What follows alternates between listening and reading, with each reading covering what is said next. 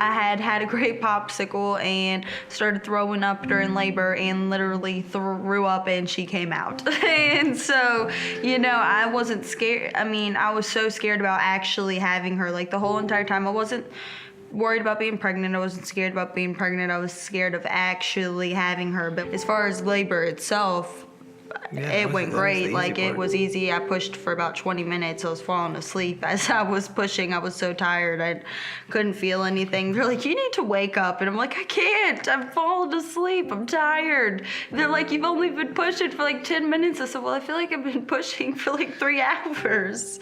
But other than that, that was the only fears I had, and I got over all of them. I did pee on my nurse a little bit, and I had no idea what was happening because I can't feel anything to have that epidural, and I didn't know. So like once I was going to push and stuff, I guess I like peed on her a little bit. I don't know. I maybe a lot of it. So I was like, oh, I'm sorry. I don't know what's going on.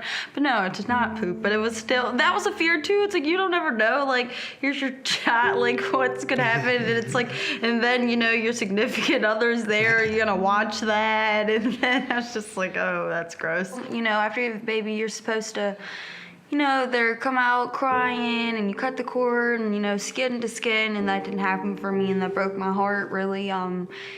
As soon as I had her, she started crying, and Matt got to cut the cord, and then she just stopped crying immediately. She went white, she went limp. I didn't get to see any of it because all the doctors rushed in and stuff, so I had no idea what was going on other than just hearing what the doctors were saying, so that was freaking me out even worse because I couldn't even see my daughter, and they were all, here I am, my legs spread wide open, she's sewing me back together, and 10 doctors and nurses running in the room, seeing all my business, taking care of Callie, and I don't even know what's going on. And what had happened was when she was born, had a bunch of mucus built up, and so the mucus built up was causing her to struggle to breathe.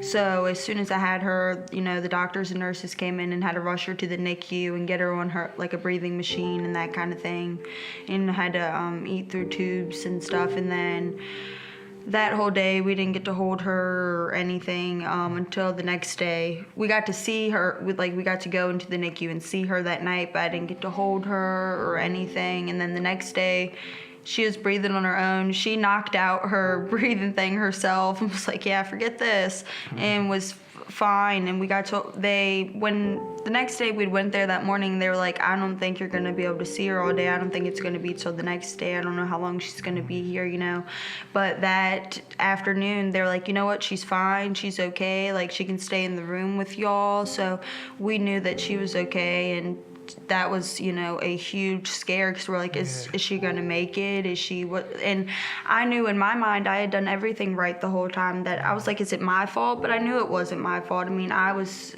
more than healthy the whole time that I was pregnant. I took care of myself, so I wasn't gonna blame myself for it. There, mucus built up. That's nothing I could have changed or could have fixed or handled it any differently. But I mean, I'm so glad that the doctors and nurses rushed in when they did so they could be there for her immediately. So thank goodness I had her where I did, because if not, she might not have made it. So